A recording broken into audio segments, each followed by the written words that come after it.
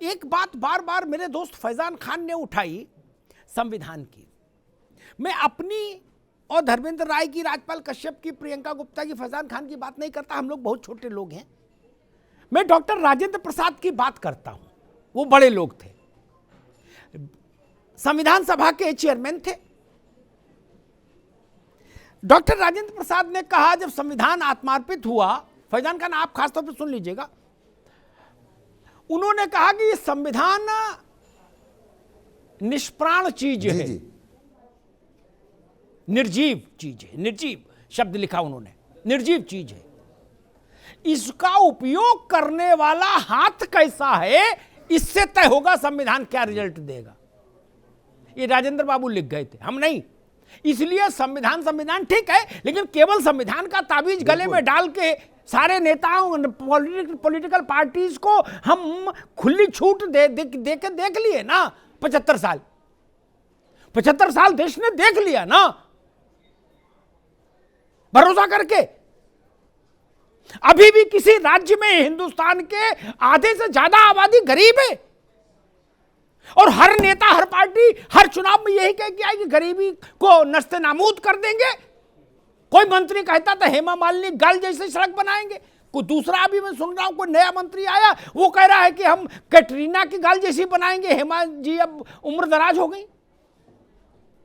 ये तो स्तर है राजनीति का, और इसी पर चुनाव भी जीत जाते हो।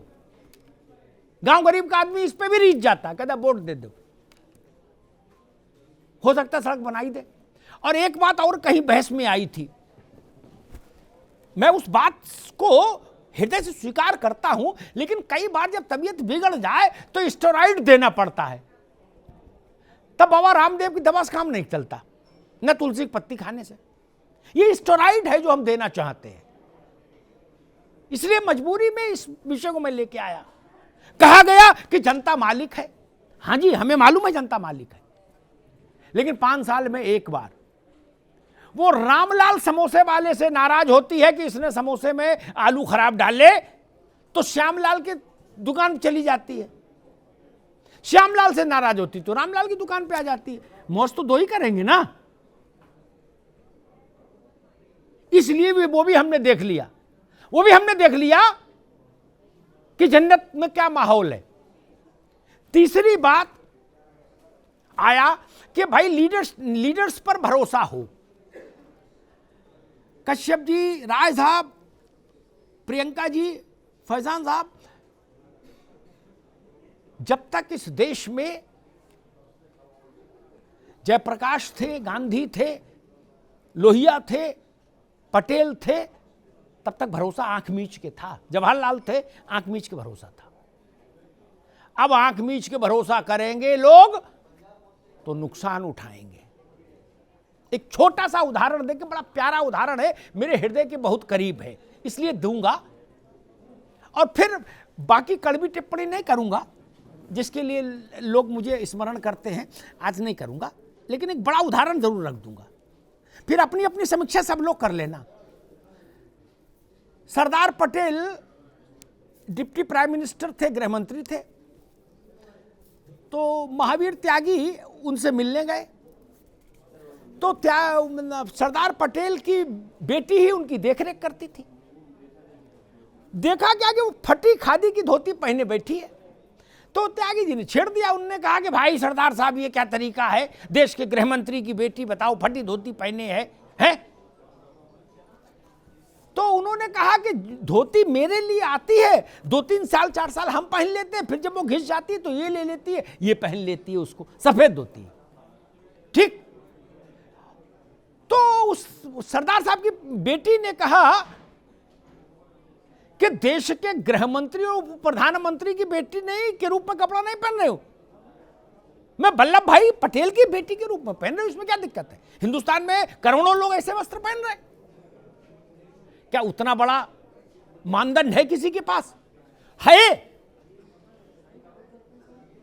गांव में प्रधान और शहर में पार्षद, धर्मेंद्र जी, राजपाल जी, कोई ऐसा है जो बिना बोलेरो और फॉर्च्यूनर और इनोवा के गचगच नहीं कर रहा हो? बता दो। किसी पार्टी का सम्मेलन जब होता है भैया, तो ऐसा लगता है ऑटो एक्सपो में आ गए। राय साहब गलत कह रहा हूं? नाना प्रकार की गाड़ी, 12 अंगूठी हाथ में, 250 ग्राम की चेन, आहा, नींबू काट कलप। गलत तो नहीं कह रहा? फिर कह रहे हो कि देश छोड़ दो, निश्चिंत रहो, चिंता नहीं करो, हम हैं, हम सब ठीक कर लेंगे। भैया कैसे छोड़ दे? आदमी देख रहा, कल तक चप्पल नहीं पहन रहे थे, आज भैया 10-5 हजार करोड़ के खेला में है। और पेशा क्या लिखा है विधानसभा में, लोकसभा के रजिस्टर में, प्रियंका जी सबने? समाज सेवा।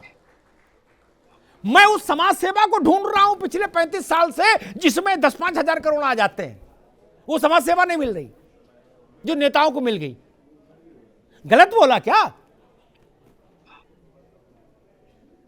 आपकी गाड़ी, आपका रहन सहन, आपका बंगला, आपकी कोठी क्या पटेल की तरह है? क्या जयप्रकाश की तरह है? क्या दीनदयाल उपाध्याय की तरह है? क्या लोहिया की तरह है?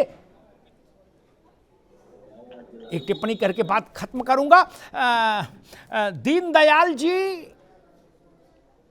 का पूरा जीवन एक झोले में कट गया। छोटे नेता थे क्या दीनदयाल उपाध्याय? नहीं ना। लोहिया के पास ऑपरेशन कराने का पैसा नहीं था। 8 राज्यों में सरकारें उनके भी नहीं थी, संवित सरकार में। चंदे से ऑपरेशन हुआ था राम मनोहर लोहिया का, और पूरे हिंदुस्तान में कहीं एक मकान नहीं था। आज कोई ब्लॉक लेवल का भी नेता ऐसा है जिसका मकान ना हो? इसलिए कहता हूं, चुनाव घोषणा पत्र को कानूनी दायरे में लाइए, ताकि गांव गरीब का जो भारतीय आदमी है वो आपकी लुभावनी बातों में धोखा ना खाए। और जनता से कहूंगा, भैया ध्यान से देखो, सावधानी हटी, दुर्घटना घटी। धन्यवाद।